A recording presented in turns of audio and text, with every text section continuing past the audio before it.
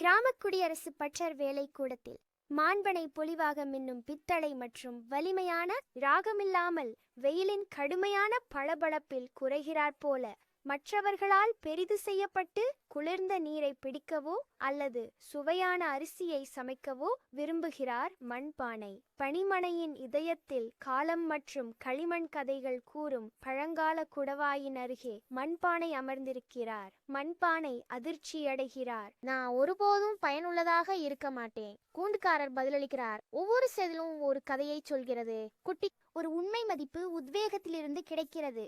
மண்பாண்டமாக்கான தனித்தன்மைகளை, அவற்றின் குளிர்ச்சியாக நீரை தக்க வைக்கக்கூடிய திறன் மற்றும் உணவுக்கு ஒரு சிறப்பு சுவை தரும் திறன் குறிப்பிடுகிறார் குயவன்.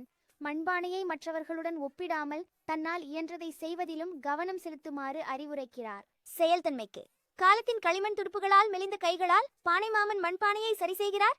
அதன் பிளவுகளை களிமண் மற்றும் மணல் கலவையால் மூடி மண்பானையை கில்னின் தீவான வாய்க்குள் வைக்கிறார். கடும் சூடு அதனை சுற்றி ஒளிகிறது. கிளின் முரளுகிறது. மண்பானை ஆன்மீக ஒளியுடன் பிரகாசிக்கிறது. வலிமையை கொள்கிறது. பொன்னாருடன் மண்பானையை வெளியே எடுக்கிறார். இருக்களும் குண்டரிசுகிறது. இப்போது தங்க நதிகளாக மூடப்பட்டுள்ளது. கிராமத்தின் நகர மையத்தில் குளிர்ந்த நீரால் நிறைந்துள்ள மண்பானை சமூகத்தின் இதயமாக மாறுகிறது. கொதிக்கும் அனலில் மாலை குழந்தைகள் சிரித்து கொண்டு மண்பனை சுற்றி கூடுகிறார்கள். ஆவலுடன் குடிக்கிறார்கள். வில்லேஜ் குழந்தைகளின் தாகத்தை தியாகிப்பதால் மண்பனை சிரித்து காண்டே உள்ளது. அதன் மதிப்பை உணர்ந்தது. பொங்கல் சிலையத்துக்குள் இழப்புகைகளுக்கு குடும்பம் சரியான குடுவையை தேடுகிறது. பட்டின சுழலிருப்பு பிரகாசமாக ஜொலிக்கிறது. பொய்த்தலின் அடுக்கு அடுக்காக பாய்கிறது. ஆனால் எதுவும் பாரம்பரியத்தின் தன்மையை பெறவில்லை.